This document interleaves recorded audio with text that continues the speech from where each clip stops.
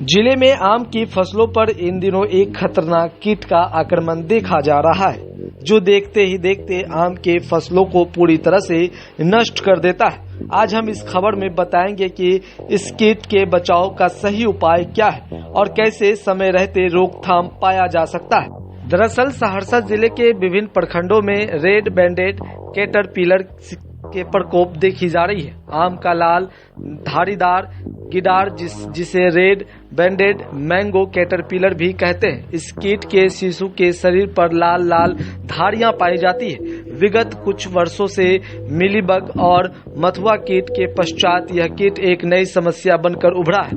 यह कीट फल के केवल निचले हिस्से में सुराख बनाकर छोटी अवस्था में फल को गिरा देता है।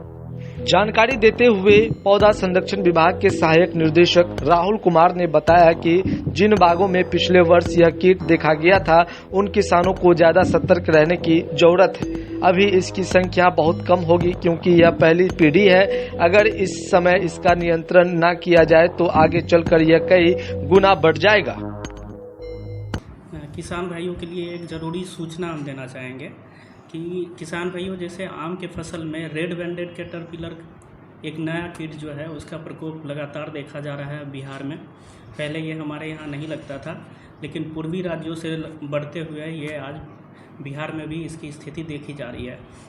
और इसकी शिकायत हमें सहरसा ज़िले में भी आम के मुख्य रूप से जो भी प्रखंड है जहाँ सबसे ज़्यादा पैदावार होती है, जैसे सिमरी बख्तियारपुर है या फिर बनमा है, यहाँ इस कीट का प्रकोप देखा गया है।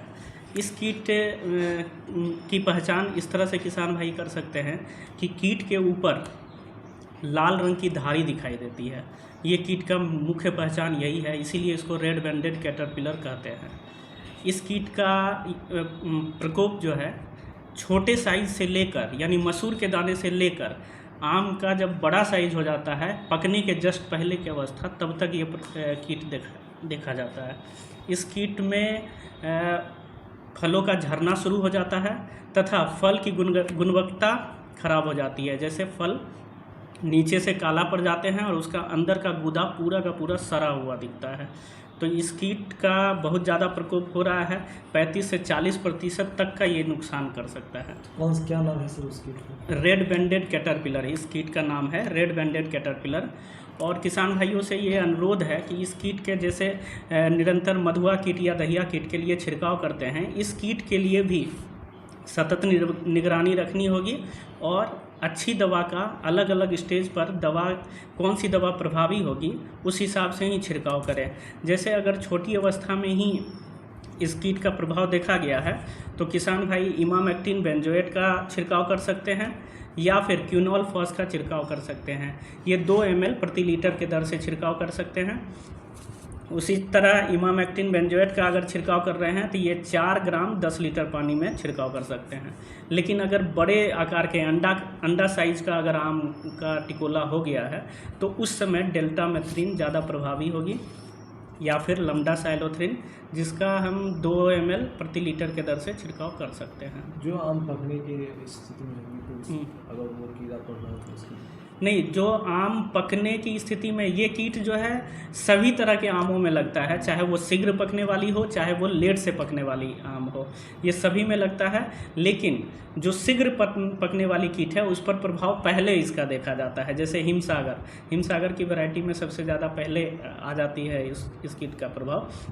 तो किसान भाइयों को सभी आमों के लिए ये सेम दवा का उपयोग आप करके इससे नुकसान को बचा सकते हैं।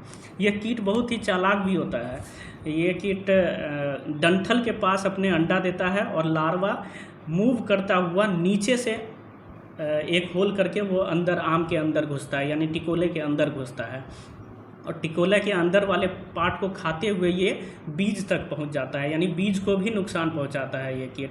और जब भी इस कीट से इन्फेक्शन देखा जाता है तो उसमें सड़े हुए या इन्फेक्शन वाले एरिया से पानी टपकता रहता है, जो बाद में ग्लू बन के वो जम जाता है, लेकिन अंदर से वो पूरी तरह सड़ जाता है।